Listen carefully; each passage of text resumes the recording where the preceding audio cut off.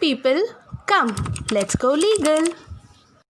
Hi everyone, welcome back. So, आज की topic is quite simple yet very interesting. That is difference between legal heirs and legal representative. Yes, इसे legal heirs pronounce किया जाता है. H here is silent. सबसे पहले legal air की definition समझेंगे. कंसिडर कीजिए यहाँ एक एग्जाम्पल. एक इंडिविजुअल है, से मिस्टर ए. मिस्टर ए के पास उनकी काफ़ी सारी प्रॉपर्टीज़ है, कुछ बैंक बैलेंसेज है. अब क्वेश्चन ये आता है कि आफ्टर हिज डेथ ये सारी प्रॉपर्टी किसको जाएंगी, किसको मिलेंगी. So there are two options over here. First of all, अगर मिस्टर ए ने अपनी लाइफ टाइम में कोई विल बनाई है तो वो विल के थ्रू उन्होंने जिन लोगों को भी वो प्रॉपर्टीज़ दी होंगी ये उनको जाएंगी. उन लोगों को कहेंगे लेगेटीज़. बट वॉट इफ़ कि मिस्टर ए ने कोई भी विल नहीं बनाई है, तो ये सारी जो प्रॉपर्टीज़ है ये इनहेरिट करेंगे वो लोग जो उनके लीगल एयर्स होंगे.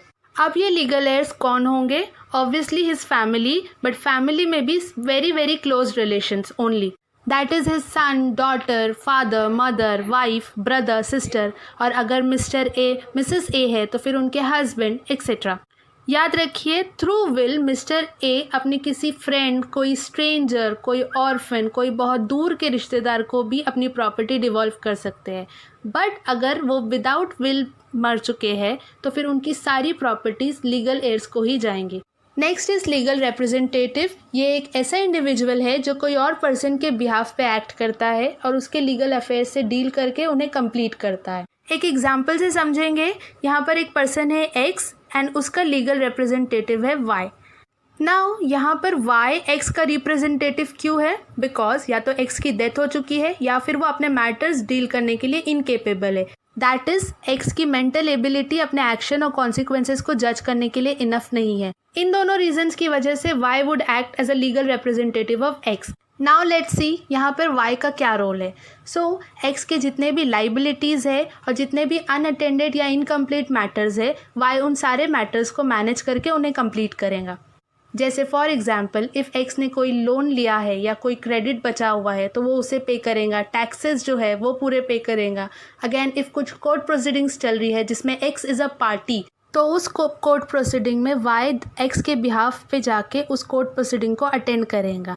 ऑल्सो अगर एक्स ने अपनी लाइफ टाइम में कोई विल बनाई है तो वाई एज अ रिप्रेजेंटेटिव उस विल को एग्जीक्यूट करेगा. ऑल्सो इन सारी लाइबिलिटीज़ को पूरा करने के लिए और सारे मैटर्स को सॉल्व करने के लिए जितने भी एक्सपेंसेस होंगे वो सारे एक्सपेंसेस एक्स की खुद की प्रॉपर्टी में से यूज़ होंगे. अब क्वेश्चन आता है, एक पर्टिकुलर पर्सन का लीगल रिप्रेजेंटेटिव कौन होगा?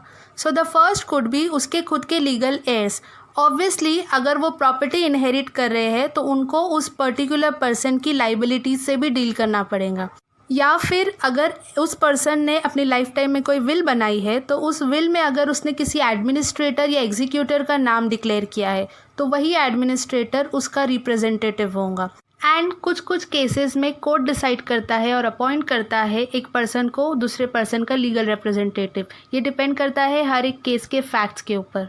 I hope you guys have understood the topic. See you in the next video. Bye.